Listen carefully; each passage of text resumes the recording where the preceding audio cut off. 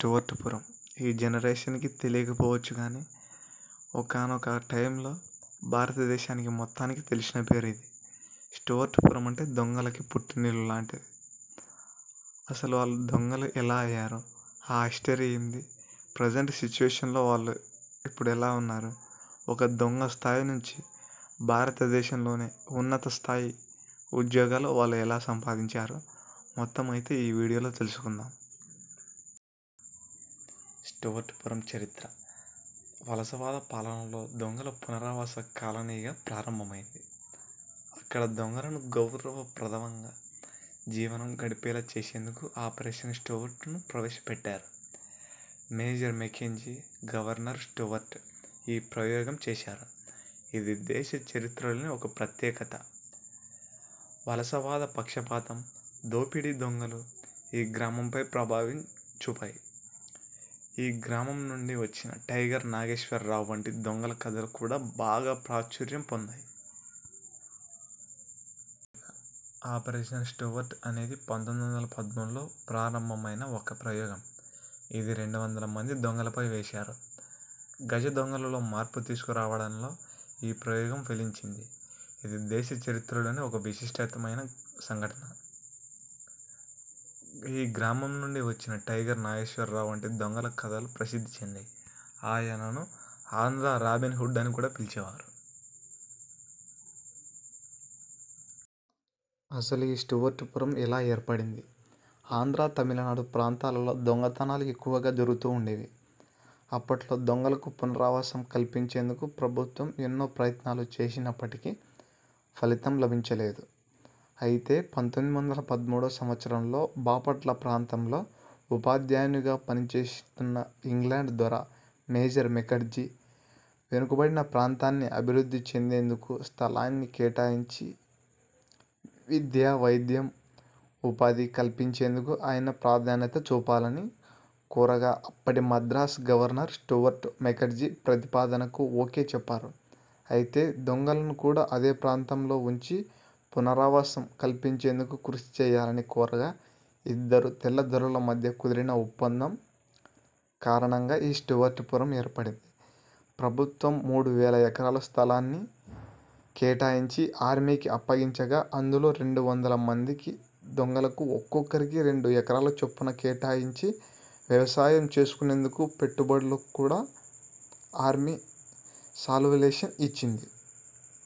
ఈ స్టువర్ట్పురం దొంగల జాబితాలో ముఖ్యమైన వ్యక్తి టైగర్ నాగేశ్వరరావు. అసలు ఈ టైగర్ నాగేశ్వరరావు కథ ఏంటో మనం ఇప్పుడు తెలుసుకుందాం.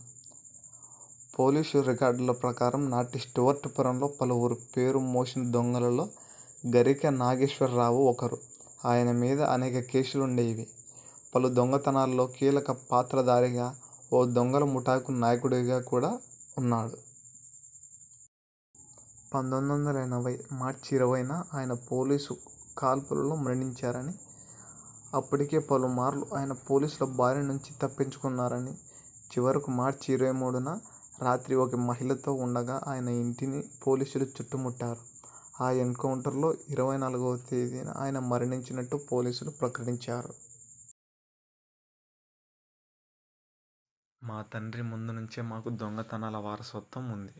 అనేక దొంగతనాలు, దోపిడీలు చేశాం. మా తమ్ముడు నాగేశ్వరరావు కూడా చాలా సమర్థవంతంగా వాటిలో పాల్గొనేవాడు. సంపాదించినదంతా అందరికీ దాన ధర్మాలు చేసేవాడు. మేమంతా కలిసి దోపిడీ చేసినా తాను మాత్రం అందరికీ ఇచ్చేసేవాడు. తాను దొంగతనాలు రాకముందు నేను కొన్న 2 ఎకరాల భూమి తప్ప ఇంకా ఏమీ మిగల్లేదు. దానికి కారణం అదే అంటూ ప్రభాకర్ రావు వివరించాడు.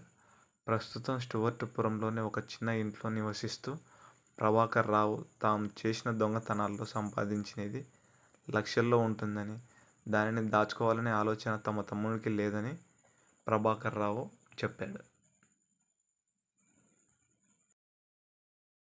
ప్రజలకు పంచడం వలన పోలీసుల నుంచి తప్పించుకోవడానికి అందరూ సహకరించేవారని, చివరకు పట్టుబడిన, కాల్చేసిన తర్వాత కూడా ప్రజలలో కోపం తగ్గలేదని చెప్పారు.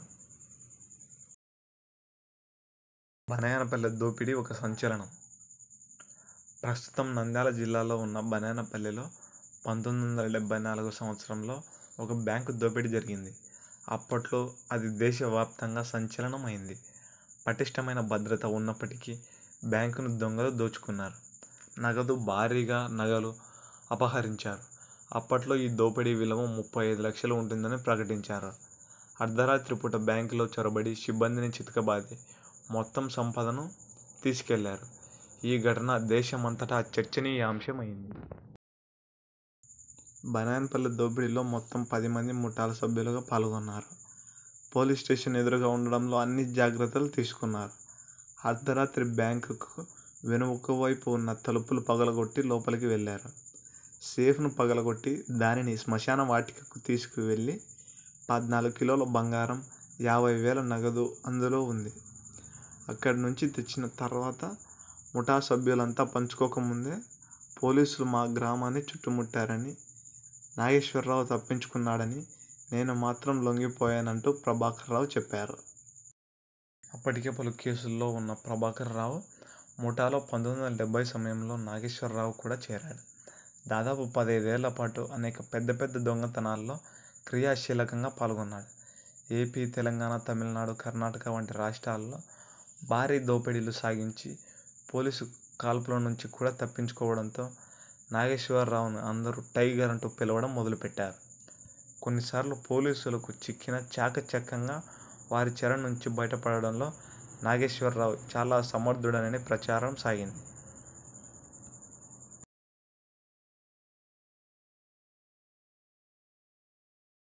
(1976) ప్రాంతంలో తమిళనాడులో అరెస్టు అయ్యారు. వేర్వేరు జైల్లో పెట్టినా కోర్టుకు హాజరు కావడం కోసం ఇద్దరిని కలిపారు.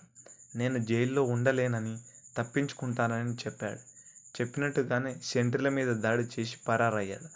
అప్పుడు తమిళనాడు పోలీసులు కూడా వాడు నిజంగానే టైగర్ రా అని పిలవడం మొదలుపెట్టారు. 1980 వరకు స్టూవర్టుపురం గజ దొంగలకు ఆవాసంగా ఉండేది. పలు ముఠాలుగా ఏర్పడిన స్టూవర్టుపురం వాసులు వివిధ ప్రాంతాల్లో దొంగతనాలు చేసేవారు. స్టూవర్టుపురం దొంగలు పడ్డారంటే సర్వం దోచుకుపోతారనే ఆందోళన చాలా మందిలో ఉండేది.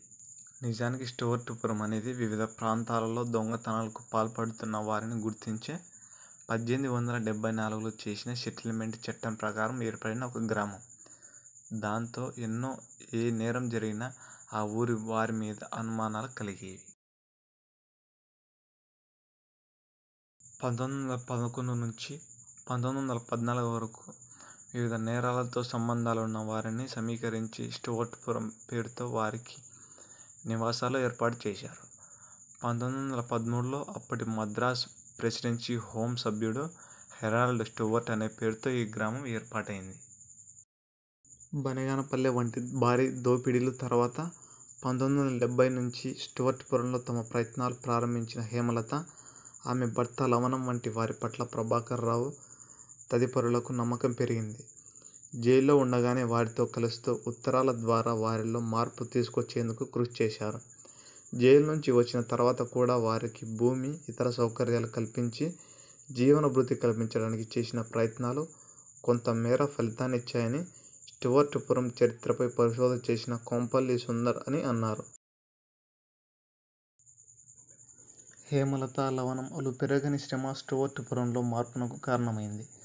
మొదట ప్రభాకర్ రావుతో పాటు నాగేశ్వరరావు కూడా కొంత పరివర్తన చెందుతున్నాడని అంతా అనుకున్నారు. కానీ సమాజం నుంచి అదే విధమైన స్పందన కనిపించలేదు. గతంలో చేసిన నేరాలు నాగేశ్వరరావుకు త్వరగా జనజీవన స్రవంతిలో కలిసే ప్రయత్నాలకు ఆటంకాలుగా మారాయి. చివరకు మళ్లీ నేరాల వైపు మళ్లాడు. అవే ఆఖరిగా అతను పోలీసుల కాల్పుల్లో మరణించేటట్లు చేశాయి. స్టూవర్టుపురం గ్రామంలో హేమలత, లవణం పేరుతో ఒక ద్వారం కూడా నిర్మించారు.